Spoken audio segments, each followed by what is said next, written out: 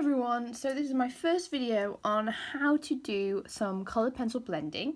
I would say that if you have coloured pencils, then give this a try. It doesn't matter if they are really cheap or if they're really expensive, because sometimes the really cheap ones are really good and you can buy expensive ones and they're not so good. So give it a go and see what kind of results you get.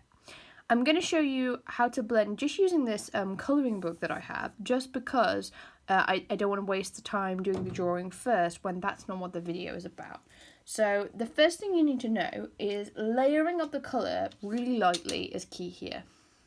So if I start with a darker colour that you can kind of see, if I start with this orange, what I'm going to do is very, very lightly, kind of working in small circles, I'm just going to layer my colour on, making sure that there are no white gaps anywhere. And I will do sort of a more extensive video on this at some point. You're probably using a facial drawing or something, just so you can see how this actually applies to a more complex piece of work.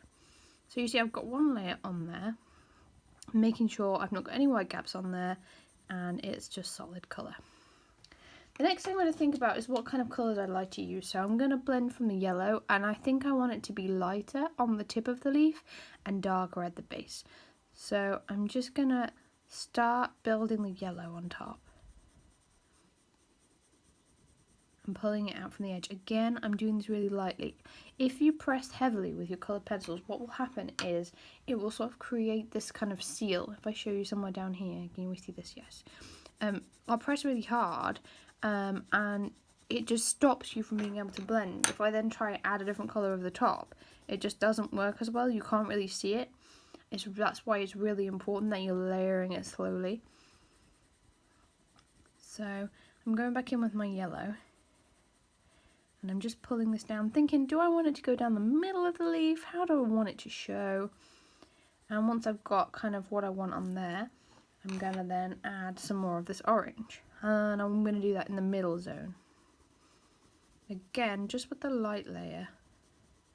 But you can see it more heavily now because obviously I'm going over the first layer.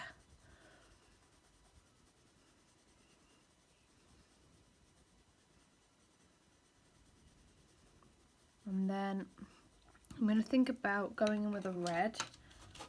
And then I'm going to do that right near the very base of the leaf.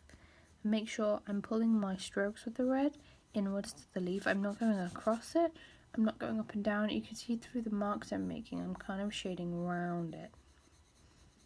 That's called directional shading, and it's really important.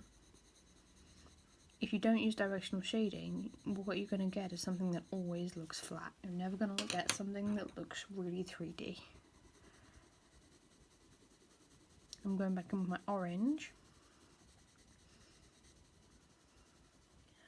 Building up these layers, and then I'm going to think about adding a bit more of the red on, but I'm going to go heavier this time because I'm nearly done with this leaf, and so I don't mind having it so it's not going to blend super well because it's on the top layer. And just right near the very base I've gone quite dark with the red, and I'm going to layer that again with the orange just so that you can kind of see clearly where it blends.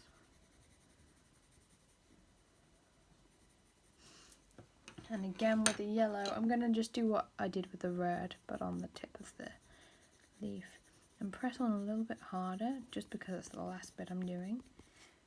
And so you can see how that's really nicely blended, and I've just gone from dark to light on this leaf. Now if I do the same on these other ones, that's really going to help us to look more 3D and blended.